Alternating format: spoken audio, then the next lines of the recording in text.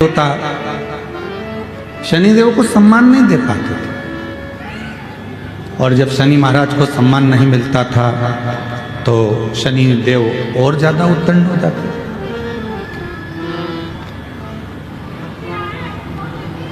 अब केवल शनि महाराज की कथा मत सुनो, अपने घर के बच्चों को भी देखो। पूरे घर में कोई कोई बच्चे ऐसे भी होते हैं जो बहुत उद्दंडी होते हैं। माँ समझा रही है, नहीं मान रहे, पिता समझा रहे हैं, नहीं मान रहे, पर लेकर रिश्तेदार आ जाते हैं।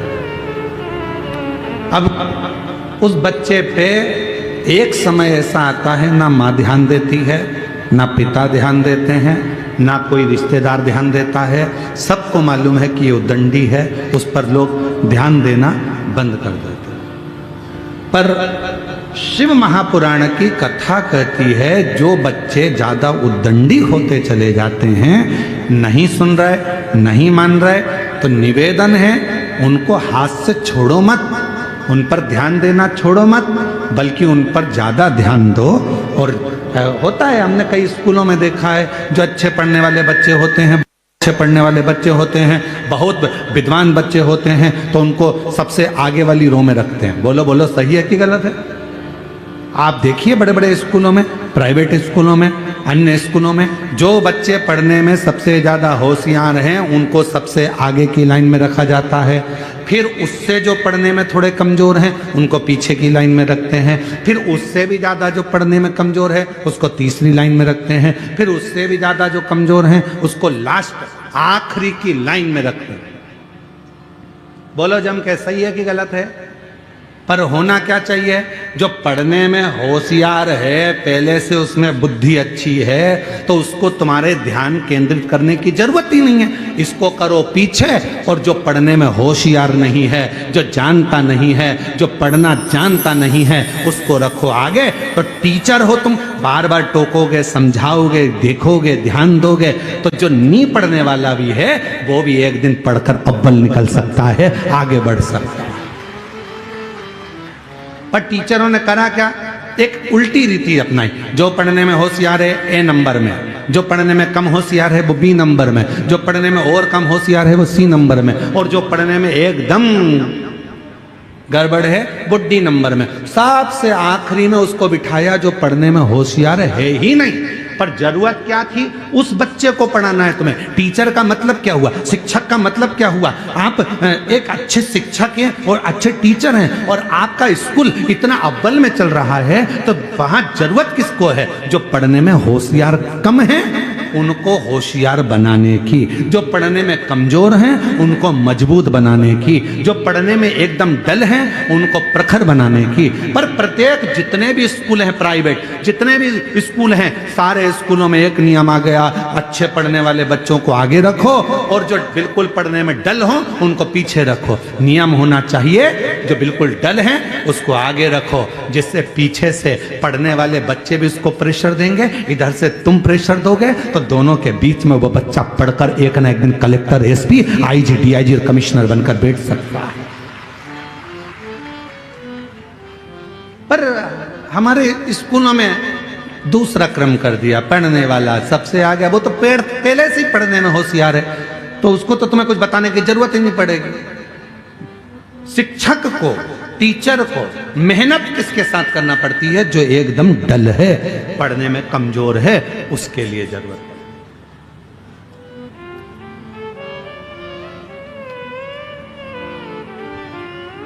पर उल्टी रीति है,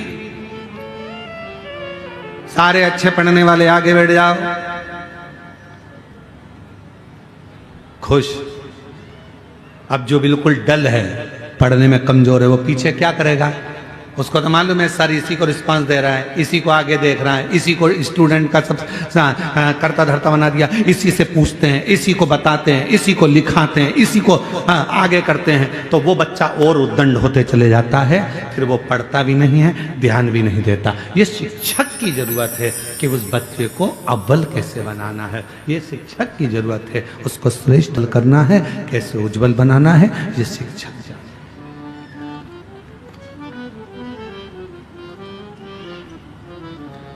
ये उसके ऊपर निर्भर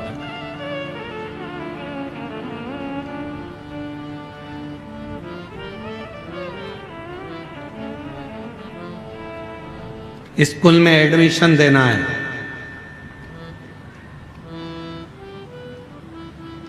क्या आता है तुम्हारे बच्चे को?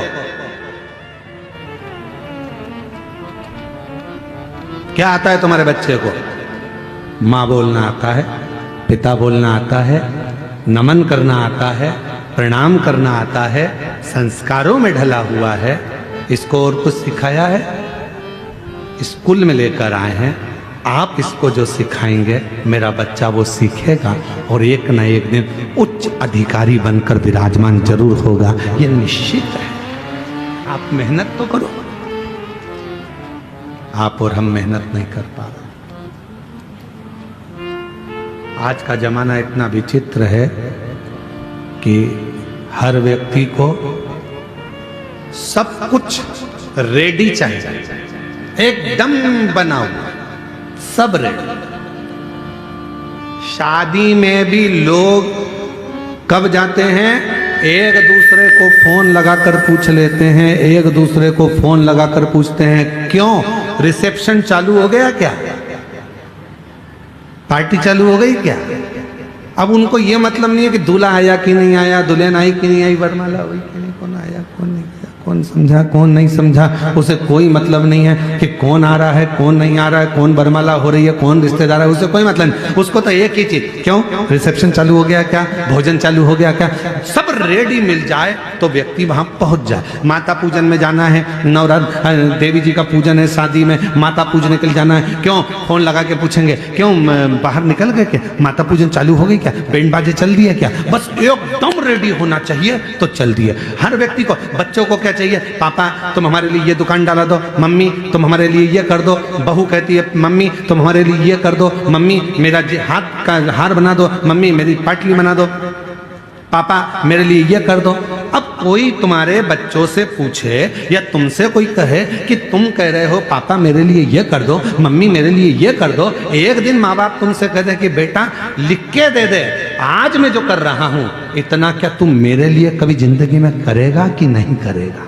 तू भी तो लिख कर दे कि इतना कर पाएगा जो मैंने करा। मैंने तुझे पढ़ाया लिखाया अव्वल बनाया, सब कुछ करा, अपनी पूरी जिंदगी लगा दी, क्या तुम मुझे बुढ़ापे में नमन करेगा, प्रणाम करेगा, साष्टांग करेगा, मेरा कहना मानेगा, ये मेरे पद चिन्हों पर चलेगा? ये तेरे ऊपर निर्भर करता है।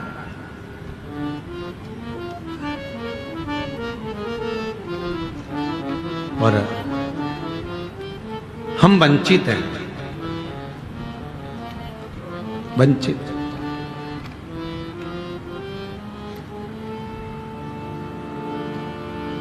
भगवान दत्तात्रेय के कितने गुरु थे? जम के बोलो जल्दी से, कितने? दत्तात्रेय भगवान के 24 गुरु थे। कितने? जम के बोलो जरा सब, 24। उस 24 गुरु में से दत्तात्रेय भगवान ने एक वैश्या को भी गुरु बनाया था, पिंगला।